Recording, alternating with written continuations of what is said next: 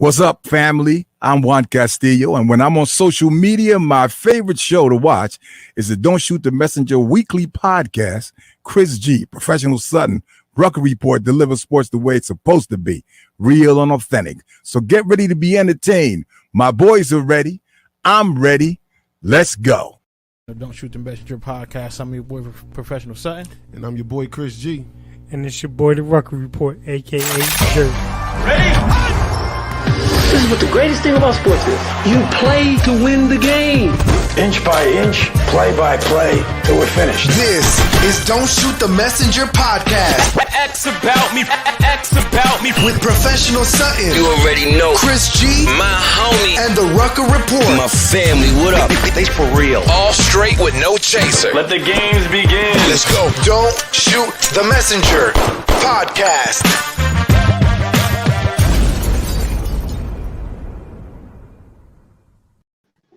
All right.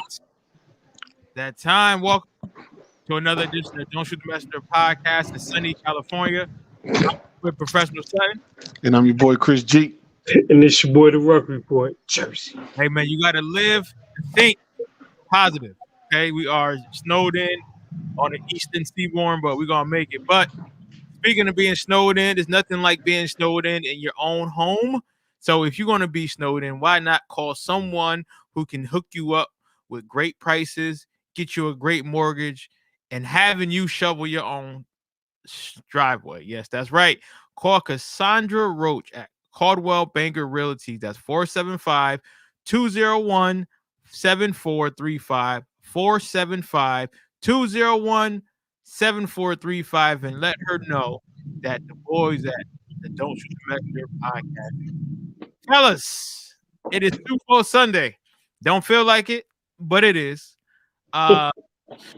You know, Myra was asking me, she's like, it just don't feel like Super Bowl, maybe because the team is not in it. I said, nah, it's different because people can't be, in large gatherings. You can't have your party like you want to. So it's just like, But nonetheless, it's here. We got the GOAT Brady going up against one of the young pups and Patrick Mahomes. What do you guys see about this matchup right here? I know ESPN is killing it, and, they love Tom Brady. So it is what it is. But how do you think this one will play out today? They releasing hype tapes and everything for Tom Brady this year, huh? Listen, man, listen, I'm a Brady fan, but the way ESPN has been playing this, I'm like, you just like they just throwing the GOAT. The GOAT. I'm like, you do know it's other people playing, right? Okay, but who am I? But anyway, I don't mind it. So, Ruck, man, tonight is going down.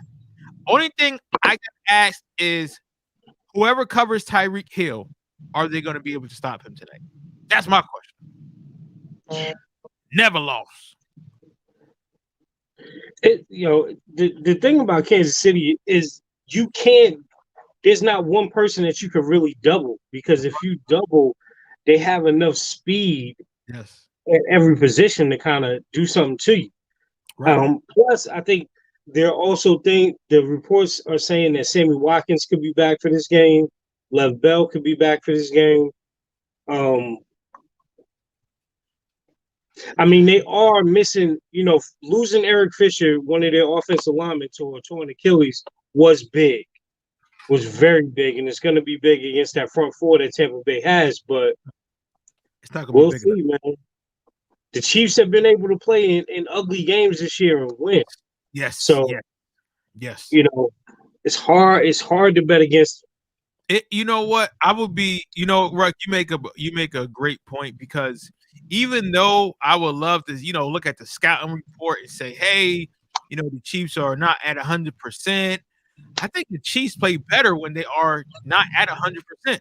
I think that the Chiefs live on playing that underdog role. Like, we're going to show you what needs to be done because we're going to get it done. If you look at what they did last year with Patrick Mahomes, who was out, he shouldn't even been in the playoffs. He came back, willed this team to, victories after victories, and eventually the Super Bowl came back in the fourth quarter. And even this year, man, you watch, how Kansas City just been making waves, relatively healthy until, what happened last week. But again, I think that they're just so primed to win it. I think that Kansas City just they're just on another level than any team. And although I would love for Tom Brady to get his 7th Super Bowl, it's going to be really hard. It's really going to be hard because I don't know who's going, like you said, Ruck, who's going to cover Tyreek Hill. Then if you cover Tyreek Hill, then who's going to cover Travis Kelce? If you don't cover Travis Kelce, I mean, once you cover him, then you got Alaire coming out the backfield. You might got you got Mecole Hardman. That's what I'm saying, Hardman. So it's really, really tough to try to match up against this team, man. And yeah, that is what's really hard about tonight's game and predicting it. But I just want to talk about it. You know what I mean? What I did want to talk about is, first and foremost, I'm sorry. Let me back up. I just want to say I want to congratulate Aaron Rodgers, MVP. Now, for real, definitely do. Man. Nah, for real, but also, Charlie Woodson. To see him get in now. Yes, sir. Oh, wait. And this is the thing. Let's have this debate real quick. Because I had this with my cousin last night. Okay. And I just felt like when I tell you he was speaking blasphemy, it must, I don't know if it's just me. So he says Megatron should not been a first ballot Hall of Famer. I was about to say that a lot of people are saying that he should not be in the Hall of Fame. Now, I had this conversation with someone 2 years ago, last year, and I was putting numbers up, but I said what he did in a short time, man. I'm like, I mean, bruh, what he did in 9 years, right? In Detroit, right? Exactly. I took T.O.'s first 9 years in the league in San Fran, right? Megatron had 115 more catches than him. Yep. Right? He had almost 1,000 more yards, right? And then I think T.O. had 95 touchdowns. Megatron had 83. But again, here it is. T.O. had Steve Young throwing him the ball. Jay Rice on the other side. Right? Jay Stokes. Yeah, right? Even people can talk junk about Jeff Garcia, but Jeff Garcia was actually a B-grade quarterback at that time. Megatron, before getting Matthew Stafford, had Charlie Batch, Scott Mitchell. Yo, my cousin straight up said T.O. is better than Megatron. He's the third best receiver to ever play the game. What? He said T.O. I is? would love to hear your thoughts. Oh, let me just say this, right? Damn. You know what it's like to me, and again, just follow me here. Just follow me real quick, right? Okay. It's hard for me because even when I have, when I'm in groups and we talking about the Megatron versus T.O., it's kind of hard. You know what it's like to me? It's kind of like when people say LeBron James or Scottie Pippen. The reason why I say it is because Scottie Pippen, what he did, you didn't see that before. You didn't see someone moving about like Scottie Pippen. And then you got someone like LeBron James who was Scottie Pippen 2.0. So to me, Megatron, he was like T.O. 2.0. But here is where I say I will take Calvin Johnson because, first of all, Calvin Johnson came out of Georgia Tech where they passed the ball 2 times a game. Like, let's be real, Georgia Tech. You know what I'm saying? And then you go to Detroit where you have Matthew Stafford, who was subpar. But he didn't. But here's the thing: in 9 of those years, he did not have Matthew Stafford. I would say Matthew played with him for what, 4 at least? That's true. Right. You're right. So he didn't have Matthew Stafford. And then he had like 100 coaches, but he still was able to be productive. And let's not forget, he was getting double teamed, damn near triple teamed, because that those two safeties, who they're going after. Whoever was on the other side, we're going at the Megatron. Like we seen it done.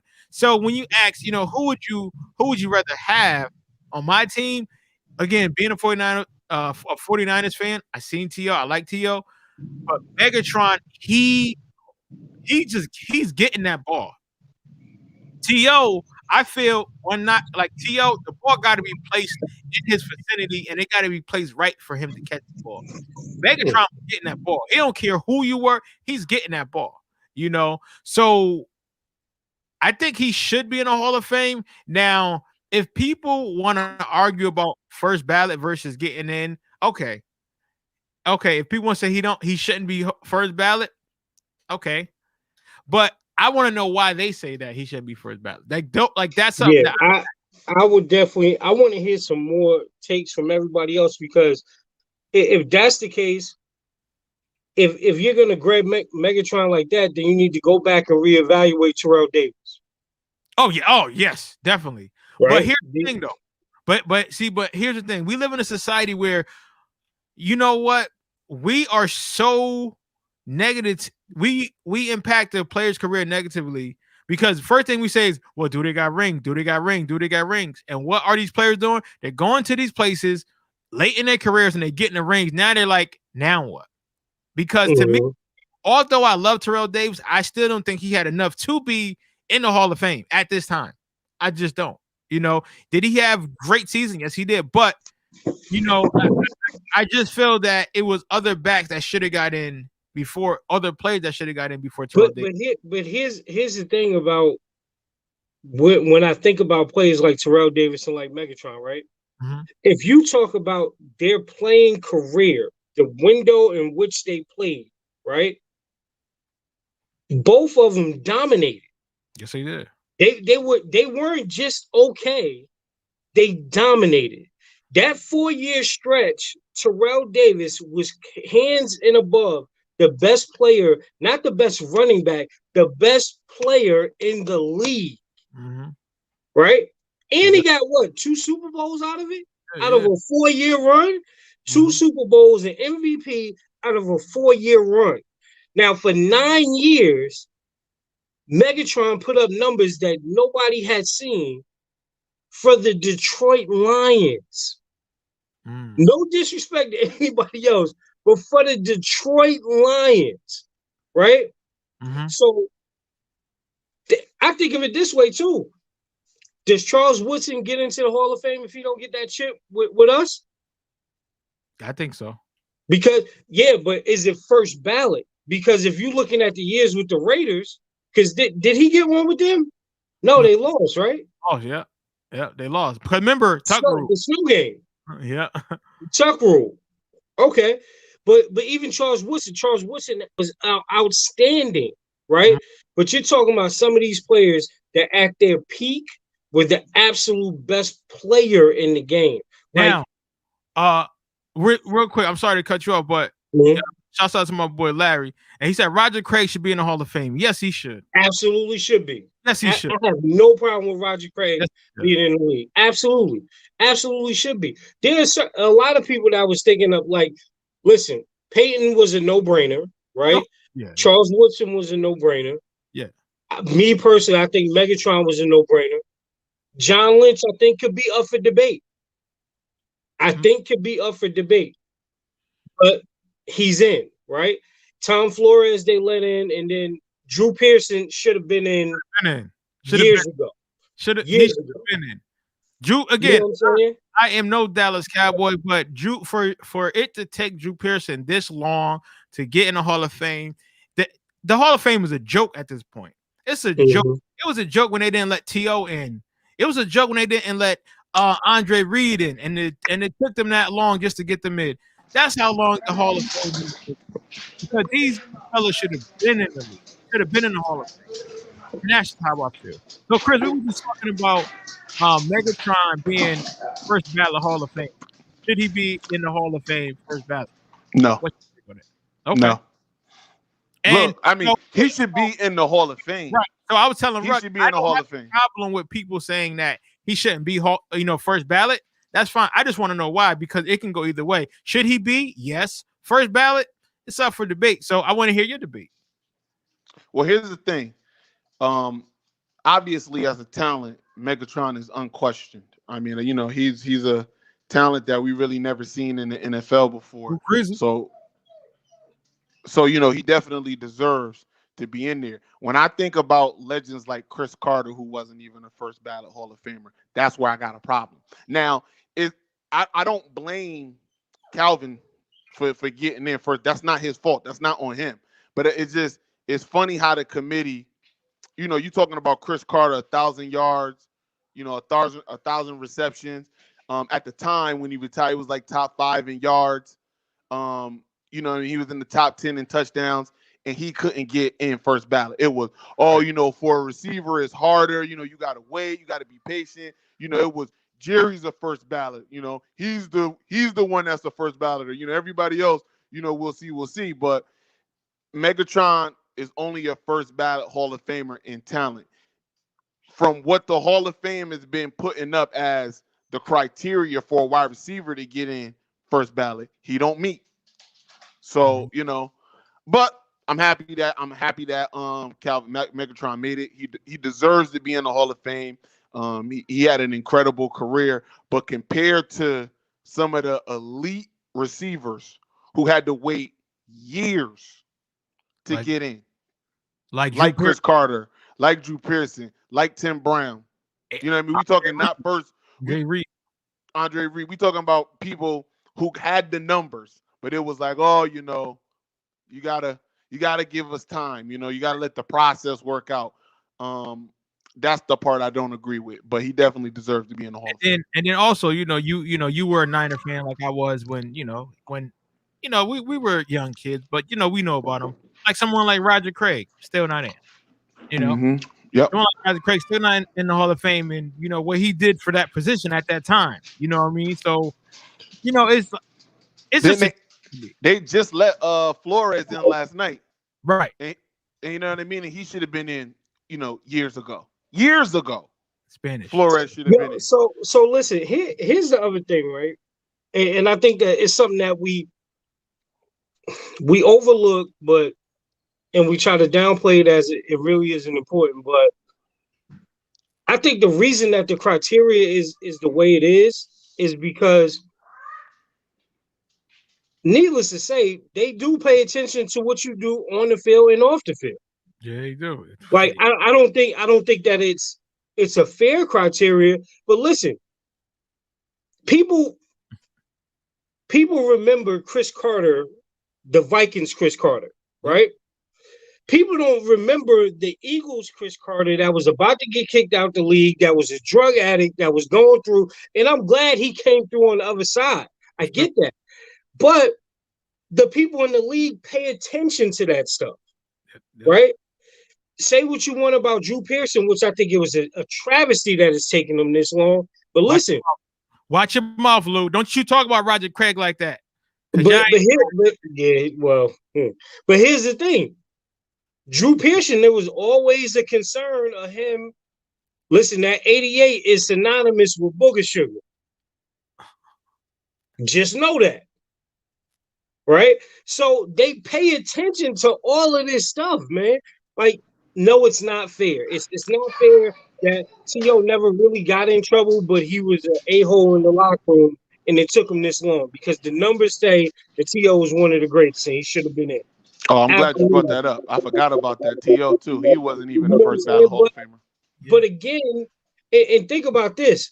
The reason I really am on the Megatron train is because Detroit robbed the NFL and football fans of a great career. Haven't they done that before? They made him walk away. They made him and Barry Sanders walk away from the game. At the 9th year, at the 9th hour, they say, no, hell no, I can't do this. And he said, you know what? I'm done. Didn't even want to go through the rigmarole of trying to get out of the contract. He just said, I'm done. Barry went to France. He didn't go home. He went to another country. He come back. Like, come on, son. That's what happened. That's what happened. I mean, best thing that happened to Detroit right now is Ha Davis. And he ain't even a fan no more. Listen. Best thing that happened to them was Eminem. because they still living on that Eminem shit in Detroit. That's it. Valid points, but you know, to Ruck point, that's what I mean. Like, it's not as bad as say like the Baseball Hall of Fame. They're a bunch of idiots. Those writers over there are a bunch of idiots. We could spend a whole segment, but it's football day, so we won't. But baseball writers and their holier than thou self and how they determine who's going to get into, you know, the Baseball Hall of Fame because of how they feel is a whole different story. And I wouldn't say don't make them mad. Right, exactly. So, you know, I won't say football's hall is as bad as that. It's nowhere close, but at the same time, it's like, yo, T.O. is a first ballot Hall of Famer. That ain't even a debate. That's not a debate. And yo, Hannibal Wallace. He said, Hannibal. That's some respect, Hannibal. Speak your truth, King. Speak your truth. But go ahead. Hannibal out here trying to get Papa Doc. That's what. For real. But yo, shout out to the sheriff. And if y'all don't know who the sheriff is, I mean, we know my goat. Yeah. My goat. Now he was first ballot coming out of college. You know. So I got a question about that too, Chris. Go ahead. Now we know first ballot, it was easy. It was written like it wasn't nothing. He ain't even have to do nothing to get there. Is Eli first ballot? Nope. Hell. No. Eli will get in though. Eli will get in, but he ain't first ballot. Oh no. He might. You know what? They might give it to him. Listen.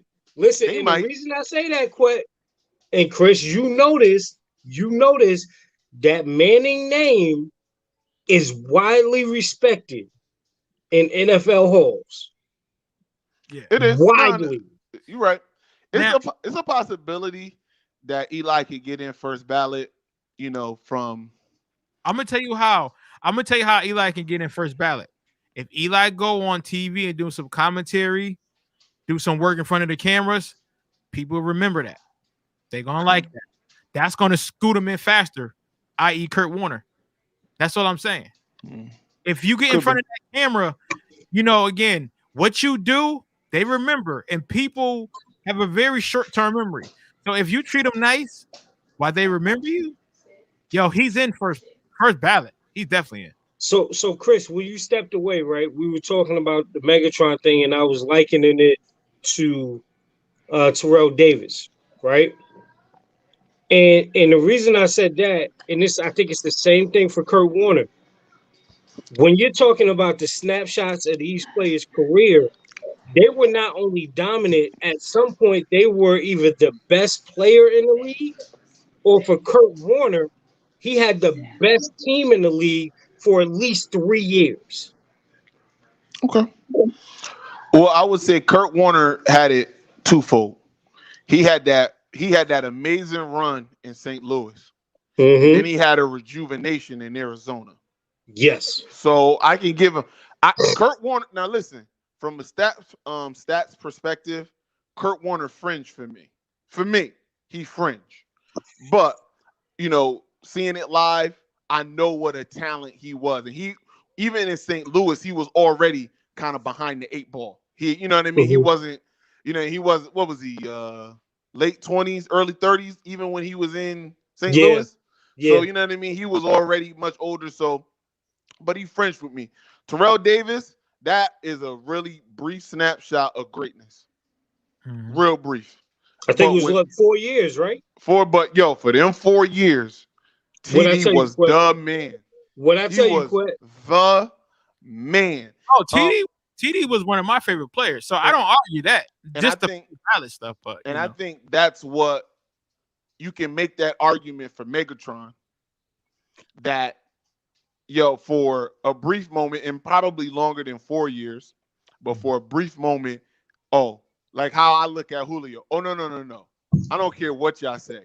That's the best receiver in the NFL right now. Is Julio in the same situation as Megatron? As far as what, like ready to retire?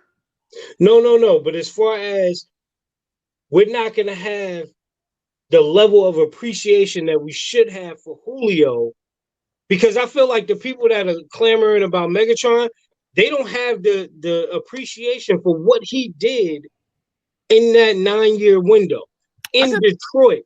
And I think that they're going to probably do the same thing to Julio, because Julio has been great and exceptional from day one. Nah, you know what, Ruck? I just want to say that I disagree. I think that now people are really starting to understand. I think that, when you look at someone like Megatron, people know like it wasn't his fault. It's other factors. I think that they gave Megatron, really, again, fans, we kind of understand, okay, well, he didn't have the best, but he still made the best out of what he had. And with Julio, like Matthews, Matt Ryan just not giving him the ball. So it's not his fault. You know what I mean? Like, we understand that. And I don't think he get crucified for that. It's not like, I don't know, Mike Evans, where, he's getting thrown a ball and he's letting it go. He just don't get enough opportunities. But that's just how I feel. But the reason I asked that question is because and y'all know we talk sports all the time, and we talk to other people. And when we talk about the top receivers, a lot of people don't bring Julio up. And he still is an elite receiver in the league. Well, I think statistically they don't, mention him. And again, because of those factors, because of who his quarterback is. But I mean, no. I listen. Y'all know don't nobody hate Matt Ryan more than me. I'm not gonna go that far. I'll say I don't think it's two things.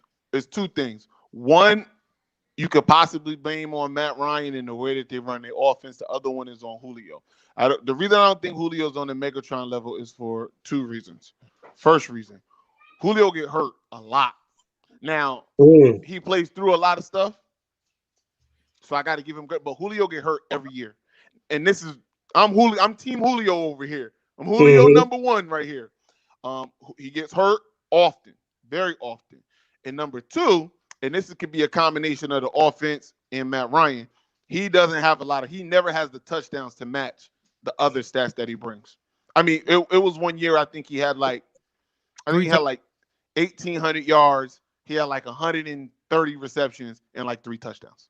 I remember that year. You know what I mean? Like it's always a problem for touchdowns with him. Not him. We know he can score touchdowns, but they get in the red zone. They don't like doing fades to him. They like doing other stuff. And Julio, and this is coming from a guy who has Julio on a lot of fantasy teams. Julio is notorious for catching a 8-yard slant, going 97 yards or going 88 yards, and then them giving it to somebody else to cap off the touchdown. Like, he does that routinely. So so Megatron, though, he had the touchdowns, he had the yards, he had the receptions always, all the time. Some of that is because Matt Ryan is a better quarterback. I mean, Matt Stafford is a better quarterback than Matt Ryan. To realize, and this is the problem I got with Matt Ryan, to realize that's the guy I got to get the ball to. I don't care what you even think about it. If you go back to the NFC Championship game with Tampa and Green Bay, 3 times in a row, Aaron Rodgers was like, "No, I'm getting the ball to Devontae. I don't care." And listen, if it don't work, it don't work. But you could live and go to sleep going, "Nah, I tried to get it to the best guy, and you know what? I'll live and die with that." And Matt Ryan, which is why he's a loser. I'm sorry, he's not a loser. He made it to the NFL. He's not a loser. I take that back. But why he has a stigma of the why he has the stigma of them thick peanut butter sandwiches is because he doesn't realize, like when he was in the Super Bowl, the game is on the line. Tom Brady is mounting a comeback. I got something he don't got. Because Gronk is great. And I don't even think Gronk played that game. I think he was hurt. But I got something he don't got. Yeah, he got Julian Edelman, and yeah, he got all those other receivers, and they're nice. But y'all saw the play that should have won the game where he caught it on the sideline toe tap, and then Matt Ryan the next play took a 30-yard sack because, again, I can bash Matt Ryan all day, but that separates, I think, for me, Julio and Megatron. Yeah, no, I I can't even debate that. You know what I mean? You can't. Matt Ryan sure can't. You know what I mean? But I just feel that, I think the fans are a little more aware of what's going on here. Like the fans are a little more aware of like the other factors in that. You know what I mean? So I'm not mad about that. Can I make one last point? Yeah, go ahead, because I want to get to these predictions here. Hey yo, Chris. That second day crispiness on that edge up is. Oh, stop! Let me get you off the camera. Let me get you. That boy. Chris, we can't hear you. I think that you on mute. Here we go. I said, I said, Quet is still clean, like super clean. Make me want to get some Propecia or something, like get my joint back right. Shit, great control, mom. Listen, man, I won't be here too long, man. Wait. You stopped me from giving props to the man of the hour for the Hall of Fame, which is Peyton Manning. Okay, because you wouldn't stop it if it was Tom Brady. Oh yeah, I'm sorry. No, this is directed directly at Mark Quet Sutton, because that's the hate that he got, right? So anyway, I love Peyton Manning. You a liar. Okay, anyway, he's just the second best. That's why. Peyton Manning, you can't make this claim for a lot of players in the NFL. Peyton Manning is one of the only players that you could say was destined for greatness and great at every level. In high school, they knew he was going to be great in college. In college, they knew he was going to be great in the NFL, and he actually succeeded. You can get that in basketball a lot. You actually don't get it in football that often. Mm-hmm. It is very rare. Listen, you think about honestly, the two quarterbacks that come to mind is Peyton and Elway. I'm too old. I'm too young. Rupp probably know, but I'm too young to remember Elway's high school career to say what they were saying about him. Oh, Terry Bradshaw was hating on him straight up. Terry Bradshaw was hating on John Elway when he was coming in the league. Yeah, he was like, "Who this guy?" Because remember because he didn't want to go to Baltimore. Remember, because John Elway was like, "Nah, I'm not going to Baltimore. I don't want to play for the Baltimore coach at that time." So Terry Bradshaw like, "Who is this guy coming in? From California with the hair? You know all that." So, Listen, Terry Bradshaw is the Shaq of NFL. Oh, yep. Yeah, he is the Shaq of NFL. Yep. I know Shaq kind of went on this whole thing. I'm too great to hate. No, you're not. You're not too. You might be too great to hate, but you're not too great to be petty, because you mad petty with them young ones. You know what's so mad petty with them young ones. You know what, and then I'll let you go on Peyton. Shaq love to talk about the young ones and like them not doing everything, but this is the same guy that left LA and Orlando because of another player. But I'll just leave it at that. But go ahead, Chris. I digress. Anyway, Peyton Manning definitely was destined for the Hall of Fame, and it was early in his career that you knew he was going to be a first ballot Hall of Famer. It was just some things that he needed to accomplish, and he got those. I mean, there's for me, I'm not comparing the two, but that's what makes LeBron great to me. Like, LeBron had the hype in high school. He had this big bubble around him of, can you deliver on calling yourself the king? And he delivered. No matter how you feel about him, he delivered. And, some kind of way, not the same. It's definitely not the same. But, Peyton delivered. He delivered in high school. It's more difficult to win a college national championship. It's a lot of factors in that. But when he got to the NFL, he's one bad year, 2 bad years. His rookie year, which he had set the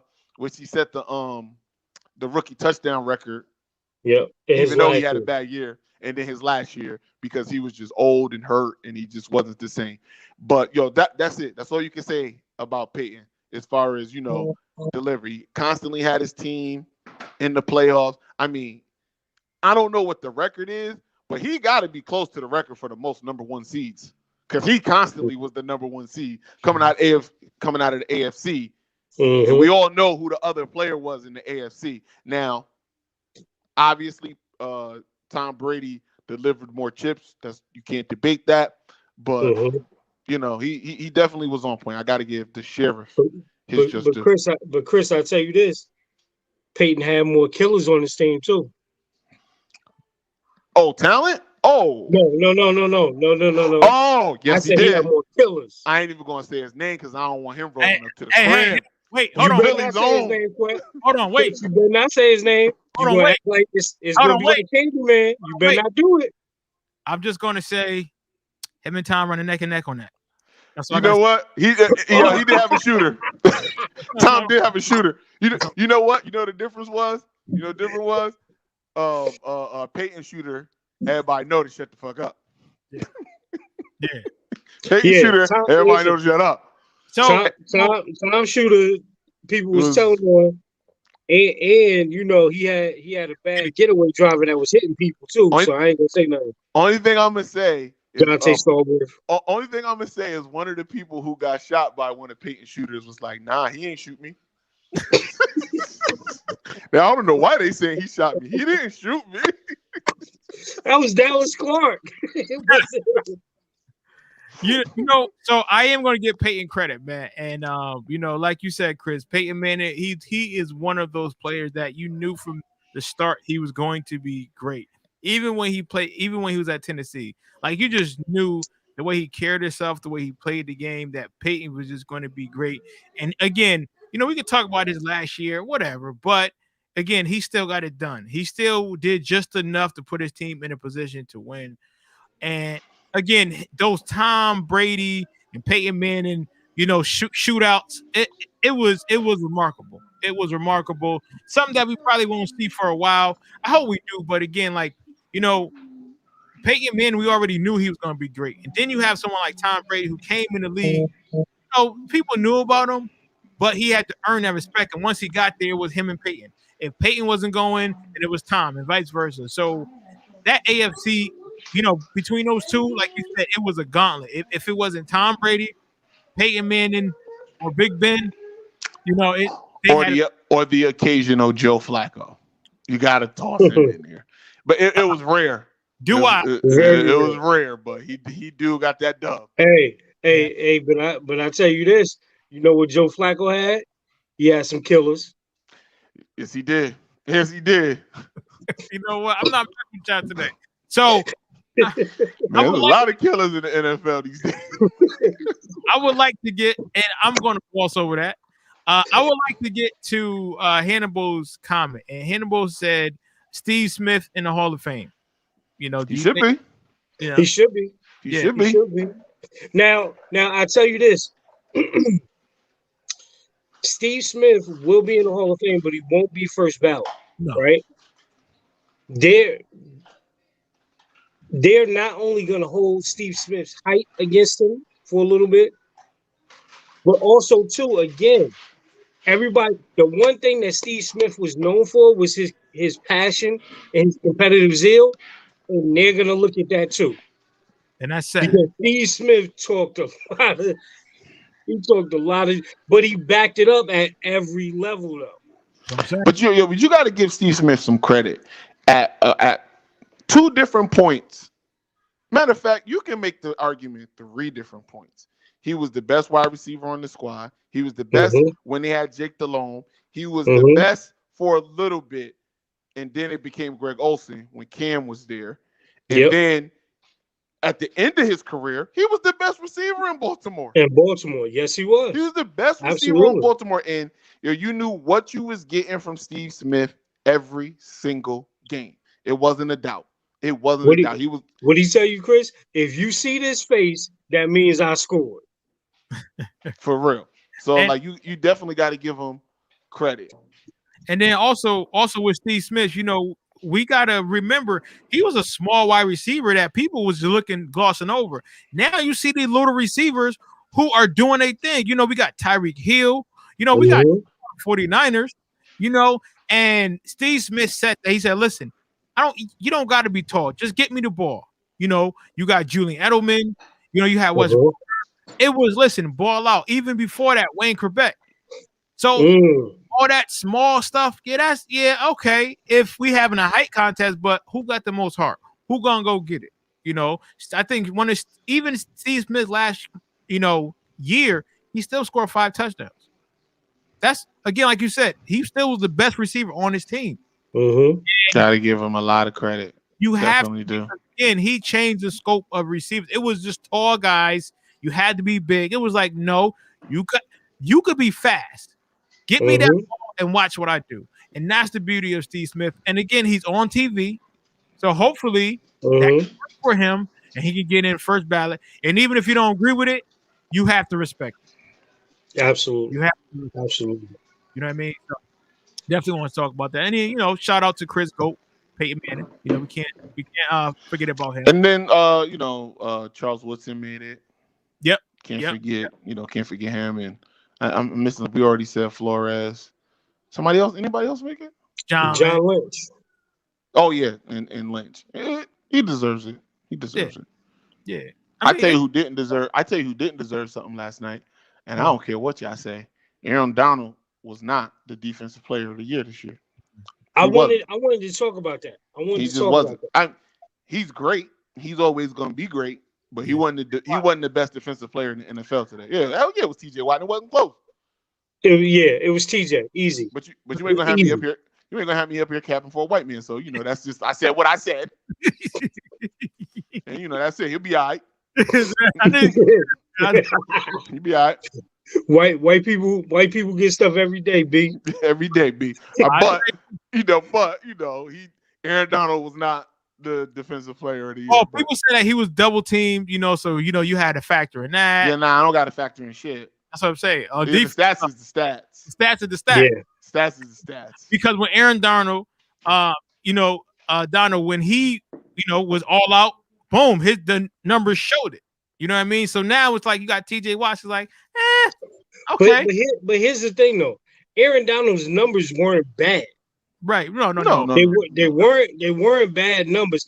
And then here's the other thing too. Aaron Donald is gonna fall into that same category when he's done playing, because we're gonna have to look at the snapshot where he was the elite, where he was the class of defensive players in the league, and he was dominant. Absolutely dominant. But listen, Boosie said it, man. Numbers don't lie. Listen, I know it's hard. To put up defensive player of the year type numbers when you're a D tackle. Yeah, you know what I mean? I know that's tough. But hey, Warren Sapp did it, so whatever. Yeah.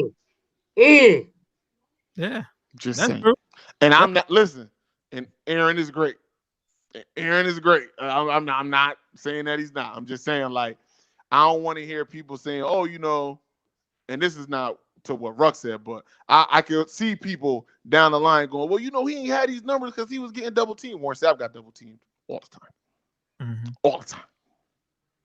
And listen, if it's one person that you don't need to give no extra pub, it's Warren Sapp, because he'll tell you exactly what Chris just told you all the time. Let me tell you, Odell Beckham garbage. Yo, another Shaq of the NFL. Yeah, could be Warren Sapp. Hell yeah, Warren Sapp. He did make a valid point. He was mad because he felt that Edgerrin James should have been in there. And then he was saying how he was talking about T.O. Edgerrin got in though. Edgerrin got in last year. I know, but that was last year. Yeah, but before that though, he was like he needs to be in. You know what I mean? He's like he needs to be in. Well, why didn't they have this there? Wait a minute, it couldn't have been last year. Well, he was saying that he should have been in. Yeah, Edge got in last year. Yeah, he said he should have been. Edge got in last year. Yeah, but remember they didn't have it because they didn't have it. They didn't have it. That's why. Because I'm trying to think. I'm like, thanks, Handball. I don't remember him having the ceremony, but I don't remember ceremony last year. COVID fucked everything up. Yeah. Nah. It was nothing going on yesterday. So he had Larry Love. What up? Car made. It was gold, and it was on Dunks, but because of the COVID, he didn't get to bring it out. But whenever they open it back up, Edgerrin James, you're gonna bring out that car. So Edgerrin James, one of my favorite running backs. Mm-hmm. And you got to think, man, like from the U, man. So to be one of the best backs coming out to U, I ain't saying he is the best back out to U, but to be one of the best, definitely. We could debate it though. Oh, we could debate it. We could debate it, and I feel like Edge is. I mean, listen, Edge. I wouldn't put nobody over Clinton Portis. I think Clinton Portis was the best. Was the best. I'm not saying he was the best in the NFL because he won better than Edgerrin in the NFL, but I do think just for your Miami career, I think Clinton Portis was the best. Mm-hmm. I can't disagree with that. So Ant Love, man. So we already had this discussion talking about Megatron and Jet Jones. He loved Julio. And he said Julio better be first ballot as well. Well, Julio's on season what? Year what? I don't know. Was he on year 9 now? I don't know. He's been in the league. Yeah, he's been in the league for a minute, but I don't exactly know how long it's been. For Julio? Mm-hmm. For Julio. Yeah. So Julio has a chance, though. He has a chance. Julio definitely has a chance. So I just want to let us know that Hambone need to get into a rehab real quick. He said Ravens 2021 Super Bowl champs. You heard it here first. Starting to sound like a Cowboy fan. Yep. And like a real Cowboy fan. Jones not in the Hall of Fame. Stop it. He's actually in the Hall of Fame, but they didn't have a ceremony last year. Edgerrin James is in the Hall of Fame. I know that for sure. But they didn't have a ceremony. And then he said, "What about Frank Gore Miami career?" Frank Gore is good, but remember Frank Gore was behind McGahee. No, he wasn't behind him. He got hurt. I know he got hurt. But that's why he wasn't. So that's why they started over him. All right.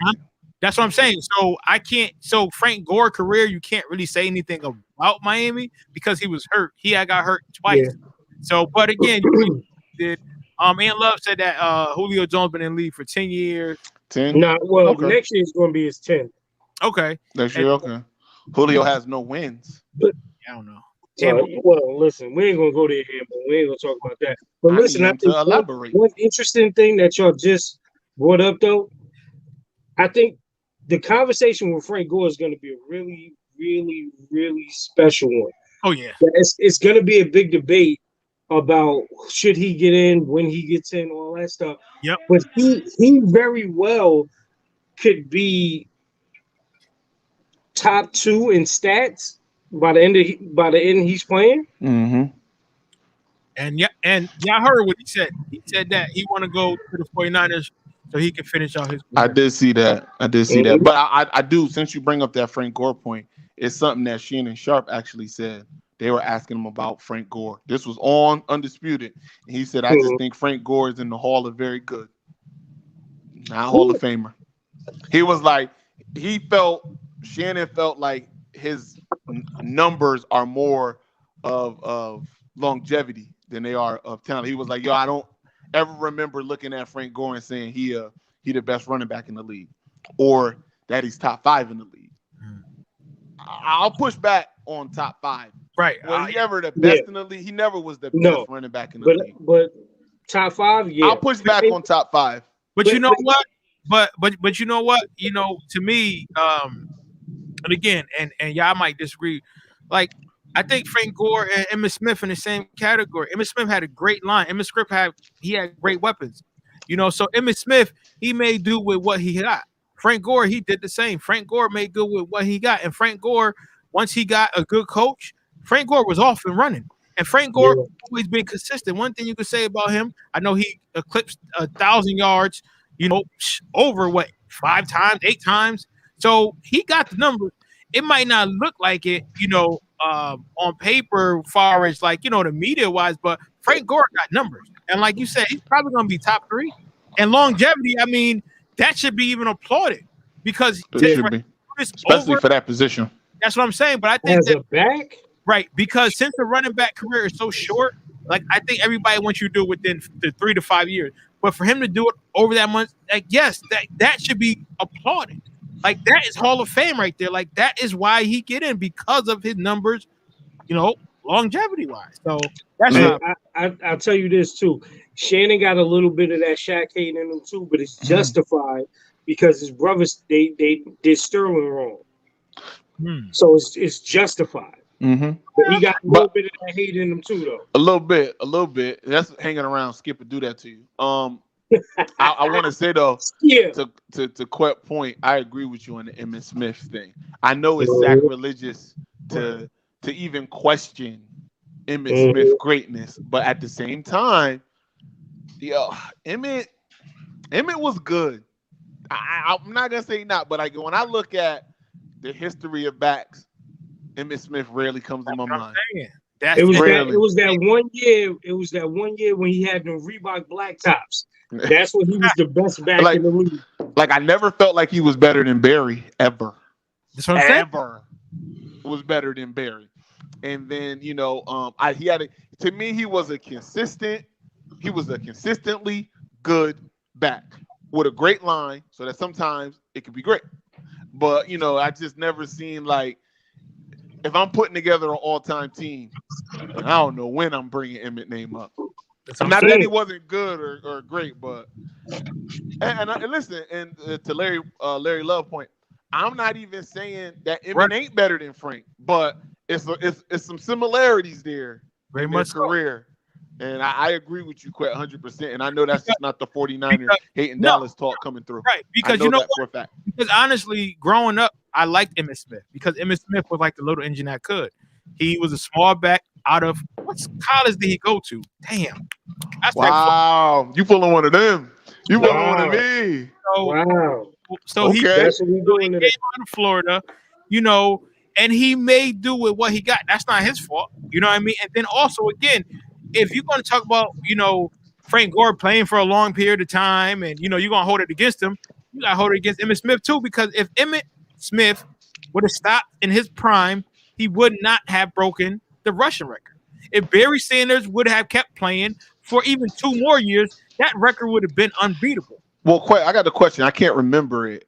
What's up? But, how long after Barry retired did it take Emmitt to even get to where Barry ended off at? It took him about it was a couple years. It took him about 3 years. Okay, 3 years. Yep. Okay, like 3 or 4 years. So they came in same time, right? Or very close to the same time. Barry Sanders came in, I think, a year before Emmitt. But I'm just saying, so I'm just same time. So just imagine that Barry Sanders and I will always say this: imagine if Barry Sanders did what players do now, and they said, "Hey, I want to, really protect my investment. I'm gonna go to either the 49ers or the Cowboys, or even let's just say the Jets." Because regardless of what you say about the Jets at that time in the 90s, they always had a great line. Imagine if he would have went to a team that had a great line. You know what I mean? Just imagine what his numbers would have been if he had Dallas's line. Right. Just give him 3 years. That's just it. 3 of the years with Dallas's line, and that's what I'm saying. Don't even make no sense. Y'all talking too much crap. I need to hear it. Give me your top 5 backs. Come on, I'm putting you on the spot. I'm putting everybody on the spot. Give me your top 5 backs. Let me see. Walter Payton, Jim Brown. Go ahead, Ruck. You go, because you've been living longer than me. Go ahead. I'm sorry. No, Chris, come on, man. Come on, Chris. Why you always start, man? All right. So I'm going Walter Payton. Okay. Jim Brown. Mm-hmm. Barry Sanders. Mm-hmm. Now, so these last 2 for me are definitely, I want to say, unpopular picks, but I think again, for their snapshots, they were dominant, right? Come on, Quet. Take this up. Quet. I'm gonna go TD. Okay. Terrell Davis. Okay. And I'm gonna go another one that's really outside the box, Priest Holmes. Priest, now that's a flash in the pan. Like for a brief moment was this out of this world back. It was out of this world. Now, you know what? Hambone just he did, and I feel so sorry for this. So in that order, Ant Love? Because Hambone, he put in Marshall, and I will say this. I can replace Marshall, and I give you another one, right? I can replace Marshall and LaDainian Tomlinson with the last two I just said. Okay. All right. So So I got Walter, Jim Brown, Barry, LaDainian, and Marshall Falk. all Tough. right. So That's for me, tough. even though All I right, said all this, he's still in my top 5. Okay. So you'll have Jim Brown. this is in order. In order, No, right? well, okay, you want to go order? Go order. Yeah, go order. Okay, I'm Go gonna go order. Jim Brown. No, Barry Sanders, Jim Brown, Emmitt Smith, LaDainian Townsend, and shit. Oh my god. And then I'm gonna say AP. Woo, Fair. that's Fair. tough. All right. That's tough. All right, I'm That's gonna hit tough. you. I'm gonna hit you in order. I'm gonna hit you All in right, order. let's go. Barry Sanders, Mm-hmm. Gail Sayers. Hold on. How about Walter Payton? Walter Hold Payton. on, let me listen. He ain't in my top 5.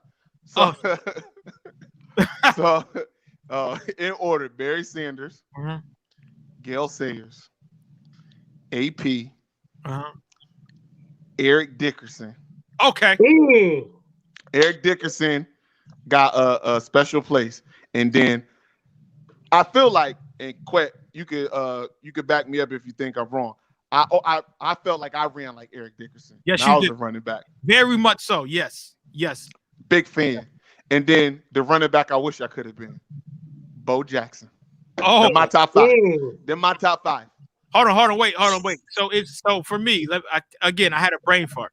It's Barry, Jim, Walter Payton, Emmett, and then LaDainian Townsend. LT.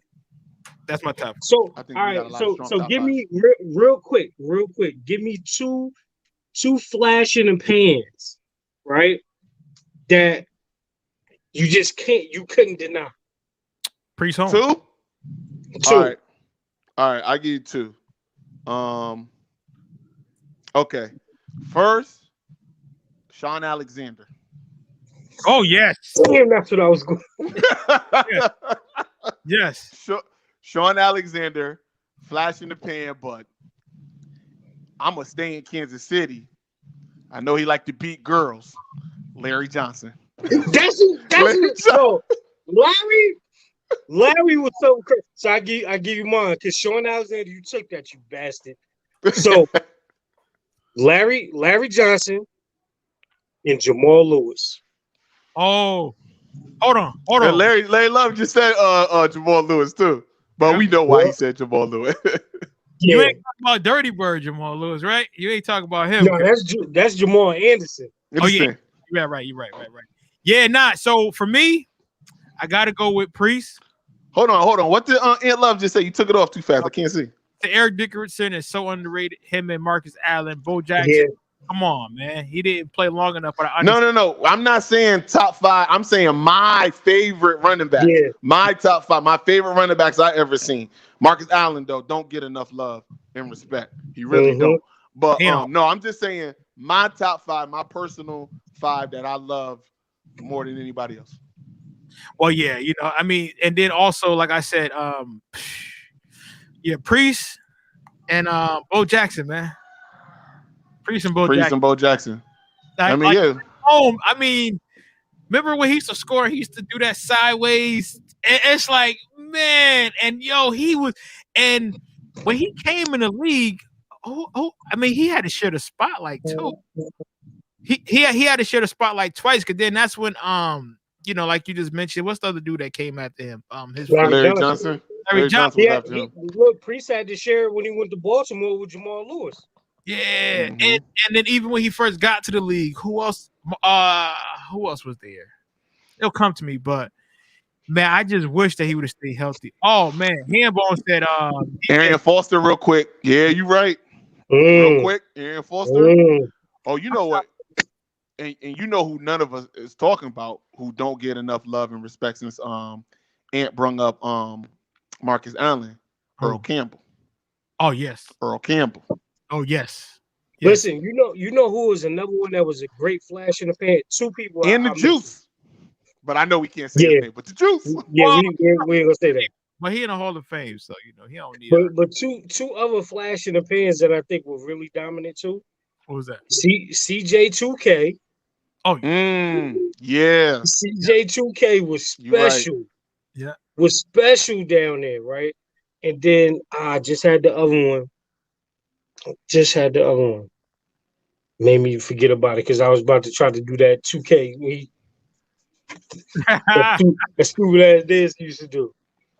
Damn, I forgot. But it's gonna come. Well, why it's coming to you, it would be sacrilegious of me not to bring up a Buckeye. Gotta put Eddie George in a conversation because Eddie George was a problem. Yes. Eddie George was a problem. he was the real problem. But before Derrick Henry, there was a guy named Eddie George. Okay. Yo, Hambone got some good ones. He said Jerome Bettis, so underrated. Yes, Definitely. he is. Yes, he is. He is underrated. And then also Tiki. I like my babysitter Barber. You know what I mean? Regardless of what. I don't know how I feel about Tiki. I don't know how I feel about Tiki. Tiki was really good, man. He was. Really good, man. Yeah, I can mess with Tiki. Like, but I'll even say like one of my favorites that I thought was a good flash in the pan because he played for the Packers too. Dorsey Levens was a monster for a minute. Yeah, I hated Dorsey Levens.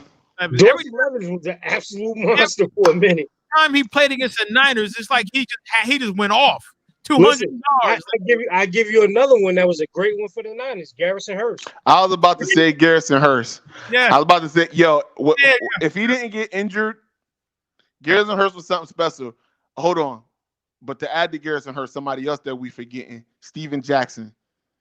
After the greatest show on turf kind of like fell off, Steven Jackson in St. Louis was the man. And but you're right. Yo, what was the deuce in New Orleans? Because Deuce Stanley was in Philly. It was another deuce in New Orleans. There was another deuce. Deuce McAllister. Yeah, Deuce McAllister. Yeah, Deuce McAllister. Yes, sir. So I just want to get to Ant Love. He said, so you talking about Super Bowl. He said, y'all would never win a title with Lamar. You know that, right? He said, y'all won titles with deep something Atlanta never had. Football or no? Hey, Hambone, I think he's talking to you. Shoot now. You're banging out the big gun. Uh-oh. First 48. So, for real. Let me see here. Ooh! There you go. Hambone, he talking to you, Hambone. Oh, he calling it. What happened? Uh-oh.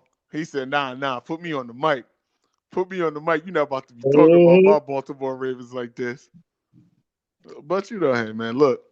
It's definitely some other backs I feel like I'm forgetting about. You know what I mean? Oh, Jamal Charles had a moment. Charles had a moment. And then there was just a lot of other, like, just good backs, that people like, Yeah. I mean, I think that I'm back. I had sent the invite to Nick. I said he could join in once we get to the prediction part. He said, who is dude? Because he's losing it. Oh, that's my boy in South Carolina, aka Gucci Mane. I don't want to hear nothing about North Carolina for a week, okay? No, I don't hear nothing about North Carolina for a week. No Carolinas for a week. But then also Hambone, he's a Falcons fan, so I don't, great guy, but choice in teams, great guy. So coming to Super Bowl predictions. Dun, dun, dun. Dun, dun, dun. Let's get it. Man, listen, I think this is a Super Bowl that we all would have loved to see Tom Brady play against like Aaron Rodgers years ago, or or like Peyton and Aaron, or Drew Brees and Tom, whatever. This is something that we always wanted to see, like young versus old. but we are actually here with the old and the new. Now, my prediction for today's game.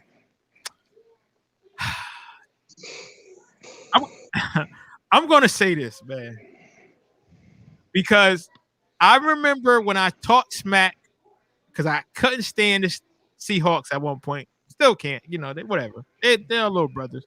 And I said, there's no way that the Seahawks shutting Peyton Manning out. This guy throwing like touchdowns. I said, there is no way that happens. You turn the game on. It was like 10-0 already. I said, oh, my God. And it was a rout, okay? It was a route. No, that's not going to happen today. And as much as I love Tom Brady, because that's my godfather, everybody know that. Tom Brady don't have enough weapons. After what I saw last week, and after I saw Mike Evans, who people keep saying, I don't know why he's one of the best receivers in the league, that's not it. After I saw Tom Brady's back, not being able to pick up the blitzing cornerbacks and linebackers, which led to a lot of 3 interceptions, that's not going to get it. So I'm going to go off on a limb, and I hate to say this in my Nick voice, but I got the Chiefs winning 34-21. Ooh, big win. Yes, big win. Big numbers. Okay. The big numbers, we have our illustrious guest, the mad scientist in the building. What's up? He's joining us for Nick in the building. For the best part, because he's going to piss somebody off, but we love it. Nick, what's going on, man? Good afternoon on this beautiful last football day of the year. Super Bowl Sunday. Oh, it's a glorious time. Yes, it is. Yes, it is. So now you did predict you were kind of right in the games last week.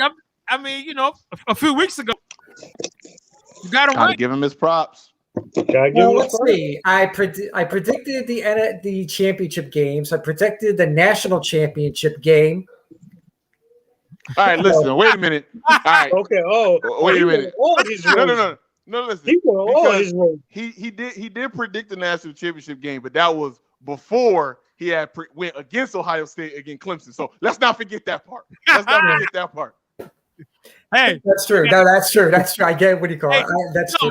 No, Nick. No, you take your credit. You said I've been on a hot streak. I predict championship game. Raise your hand if you pick the Chiefs.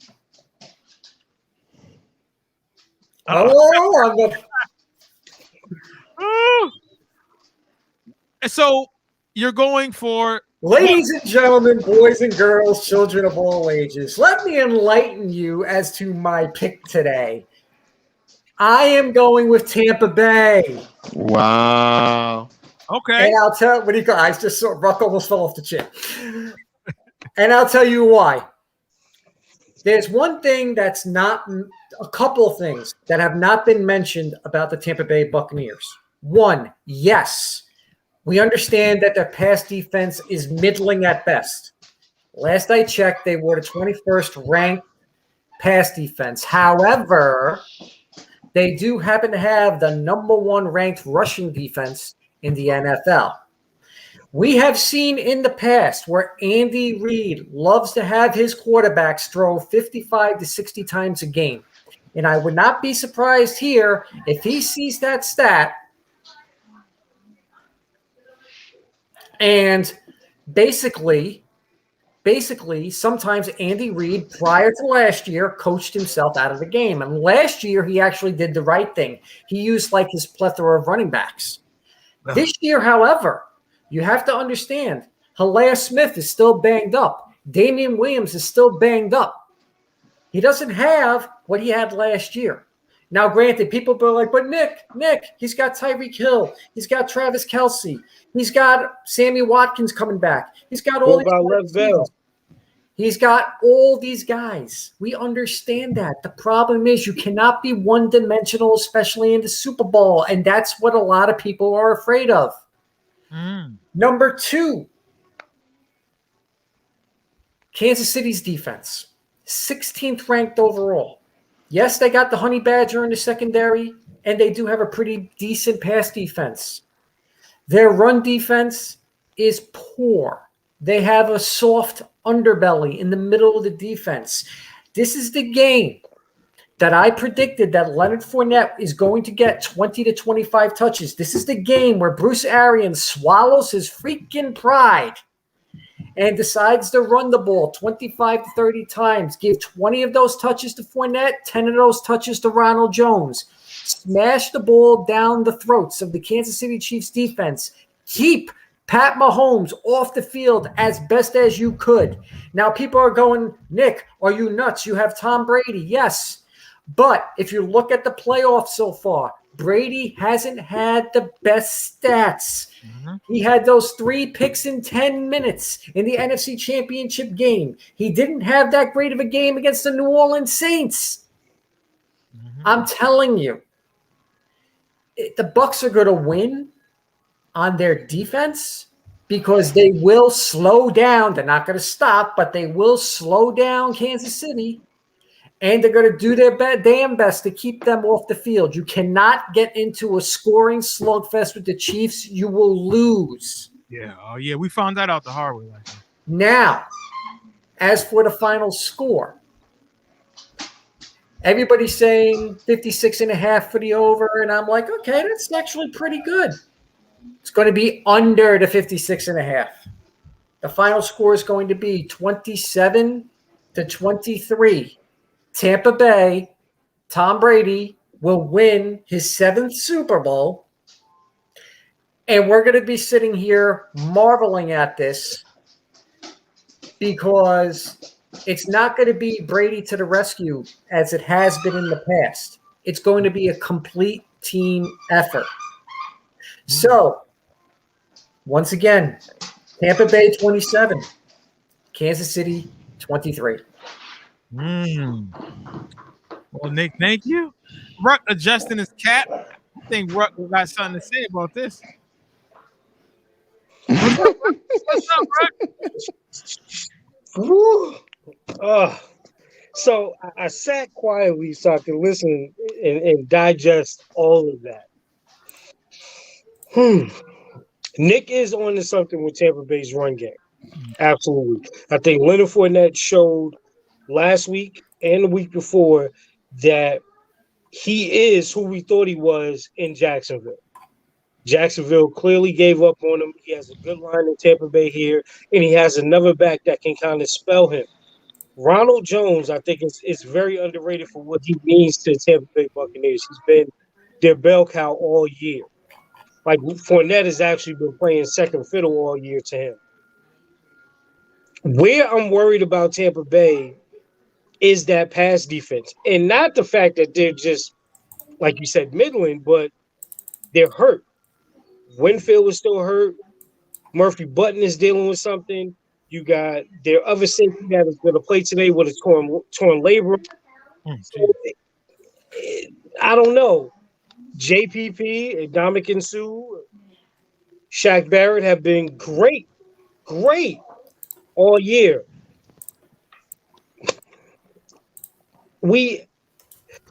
Kansas City reminds you of what the greatest show on turf looked like with an even better quarterback. But who took them down in the Super Bowl? But well, first of all, it was a kick. It was a liquored up idiot kicker that got caught up with. Don't start that. There, it's my time. Them there. I'm sorry, you're right. Let me go. It's my time. Mute my microphone right now. See why?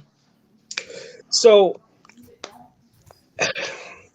it's hard, and I think what people tend to forget about Kansas City and their defense, they don't rank well during the year, but in big games they have shown up.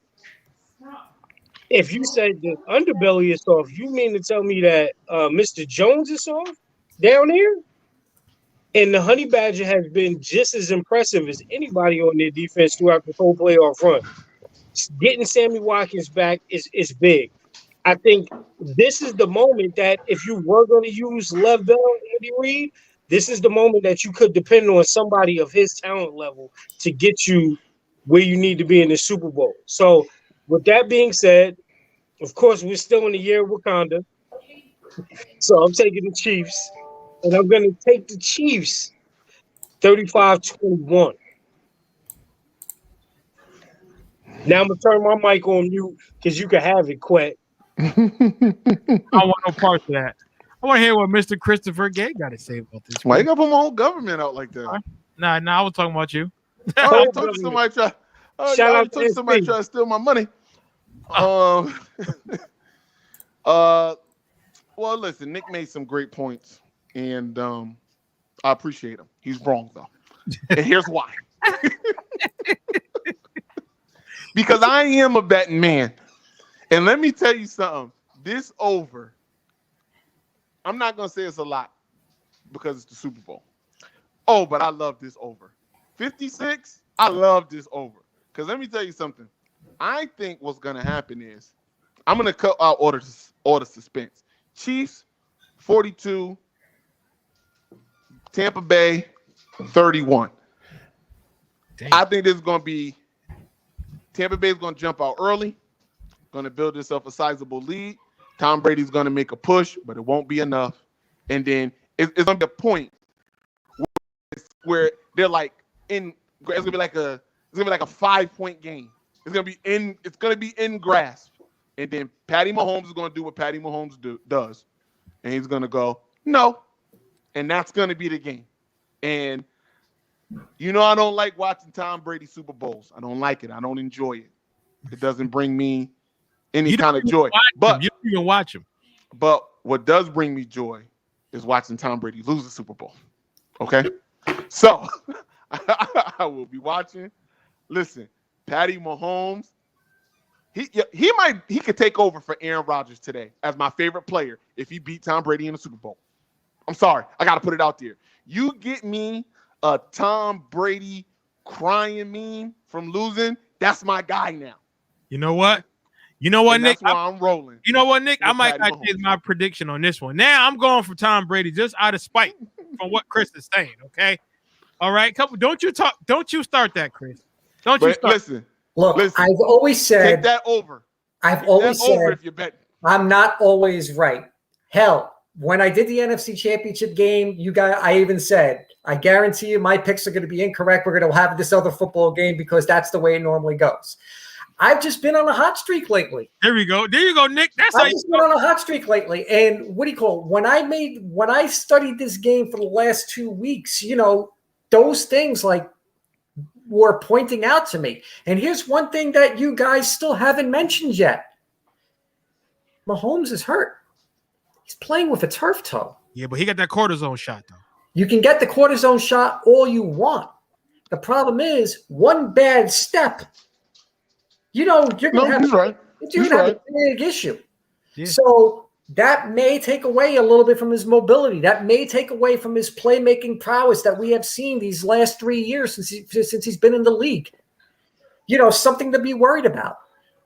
Another thing is, Another thing is everybody says, look at the weapons that they have in Kansas City. Great. That's fine. That's dandy. That's awesome. You have Brady. You got 2 running backs that I'm hoping can share the load, but you also have Mike Evans on one side, Godwin on the other side. You have 2 tight ends that can really create havoc in the soft underbelly of the Chiefs defense in Gronk and Brake. And don't forget, there's that kid who I love, Tyler Johnson, who I actually think is going to be the biggest key of this game outside of the tight ends if Brady is to air the ball out, because Honey Badger can only be in one place at one time. What about AB? There's no 4 Honey Badgers out in the secondary. So what do you think about AB, Nick? I mean, because AB's coming back too. So you think that he will have an impact on this game or no?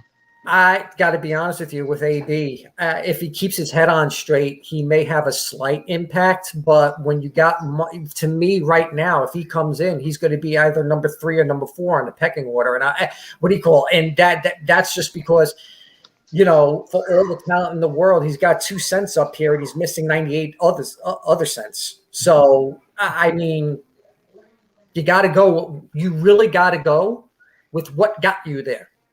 Yeah. if AB all of a sudden becomes a focal point, to me, that's going to throw the balance off on offense really bad. And I don't want to see all of a sudden tunnel vision to one guy, to one guy, world like all world talent, nothing, nothing up here. I don't see AB being much of it. He'll be serviceable, but he's not going to be the big threat that people are going to be saying he is. To me, the bigger threats are the people that I mentioned that have been with Brady practically. Scotty Miller. Okay. Yeah. Well.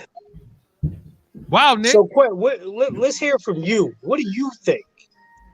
I just said. I mean, I think that the Chiefs got this because of what I saw. Well, again, now what I want to happen is Brady to win, Chris to be mad, Chris turn by fourth quarter. That's what I want to happen. But I just feel that even with Mahomes' toe, I think that he knows how to do enough to get his team to win. Like if that toe was hurting him, he's going to make sure that other guys are getting involved so he can take that focal point off of him and still play. But listen, he's been playing with that for a while too. So it's not like this isn't like just a 2-week injury. He's been playing with that for a while. I'm sorry, Quinn, to cut you off, but here's one of the things that I think can sum up where this game is, right? This game is just like the movie The Last Dragon, right? Mm-hmm. Tom Brady is showing up. He's been that dude, right? He did, right? But here's the great thing, and you've seen it. And Chris, tell me if I'm wrong. He's wrong. You've seen it in the AFC Championship press conference and press conferences leading up to this game. Patrick Mahomes is starting to believe that he is that guy. He told you in the AFC Championship game, he said, I'm going to take me and my guys anywhere. Well, that's what he's supposed to say. That. Well, look, but I'm saying he might start having a glow, and you know what happened with Leroy when he got the glow. Who's the man, Leroy? First of all, that's a bad analogy because Tom Brady is the bad guy. Tom Brady's not the bad guy. I'm the man. Whoa. Yes, he is. Oh, yes, he is. God. He is. Tom Brady is the bad guy. You guys guy. are actually talking about Shogun, a.k.a. Tom Brady, and Leroy, a.k.a. Pat Mahomes. That's right. I have to say, everything about that sounds right. That is one of the best analogies I've ever heard, ever on a show. Although in the end, it'll be dead wrong 100%. But this what do you call it? I would like to frame this 30 seconds about Leroy and Shogun and Last Dragon. Cut it up. That just brought me back to my childhood. And I remember watching that movie in the movie theaters, in which I'm sitting there with my popcorn and my drink, and I'm going, wow, this is actually a pretty good kung fu movie. It was a pretty good kung fu movie. Hey, Chris, Underdog, put that on the T-shirt. Yeah, for real. I mean, we can stay with Last Dragon, or if you would prefer, Patrick Mahomes can be the golden child, and Tom Brady can be my dear sweet brother Noomsy. My dear sweet brother Noomsy. You know what? We gotta go on that note. You're not gonna ruin my favorite movies. And the Super Bowl trophy is the knife. I want the knife. It's the knife. Well, please. Look, Chris, ask again. I said, I want the knife. Well, on that note, we out of here. We gotta thank our sponsor, Cassandra Roach from Caldwell Banker Realty. Thank you so much. And if you or anyone would like to get a mortgage or put yourself in a beautiful home, call Cassandra at 475-201-7435 and let her know that Don't Shoot the Messenger podcast sent you. And Nick, he headed out, but thank you, Nick, for tuning in with us. We cannot go without having an episode of Straight Word. That's when our brother Deacon, who will soon be pastor, Sean Aquavius Rucker. Nah, man. Let him use you. You don't put that on me, Ricky Bobby. You don't put that on me, Ricky Bobby. It's Sunday. It's Sunday. It is Sunday. Mm-hmm. Thank you. Where cousin Skeet at? Thank you, Lord. Thank you, Jesus.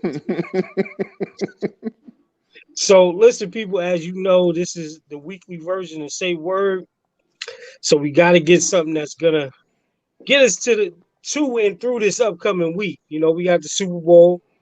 We got a whole bunch of other stuff going on. Quet has to stay away from certain cookies that he's been eating.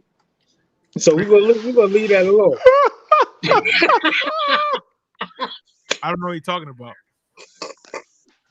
Yo, I had to, son. I had to. That was just unbelievable. Unbelievable. All right. So here's the quote for the day, right? And this is an oldie but goodie, but I think I just been thinking about this today, and this is just where I am. I will because they say I won't. No matter what it is, no matter what the naysayers say, no matter what you may give yourself in your own self-talk moments, you will because they say you won't. Right? Overcome. Like we talk about all the time. Get over yourself, man. Oh, the dog. Say what's up, Benji. I need in my life. Benji, say what's up, Benji. But Benji, say hi, Benji. Will because they say you won't. Yes, sir. So, like I always say, people think big, and most importantly, be easy. Tom Brady's going to take that because you said he won't. He going to get this dub. Well, on that note, thanks again for tuning into another edition of Benji, what up? Podcast. I'm your boy, Professional Sutton. And I'm your boy, Chris G. And it's your boy, The Ruck Report, Jersey. Peace. Don't Shoot the Messenger Podcast. I'm your boy, Professional Sutton. And I'm your boy, Chris G. And it's your boy, The Ruck Report, a.k.a. Jersey. This is what the greatest thing about sports is. You play to win the game. Inch by inch, play by play, till we're finished. This is Don't Shoot the Messenger Podcast. X about me. X about me. With Professional Sutton. You already know. Chris G. My homie. And the Rucker Report. My family, what up? They for real. All straight with no chaser. Let the games begin. Let's go. Don't Shoot the Messenger Podcast.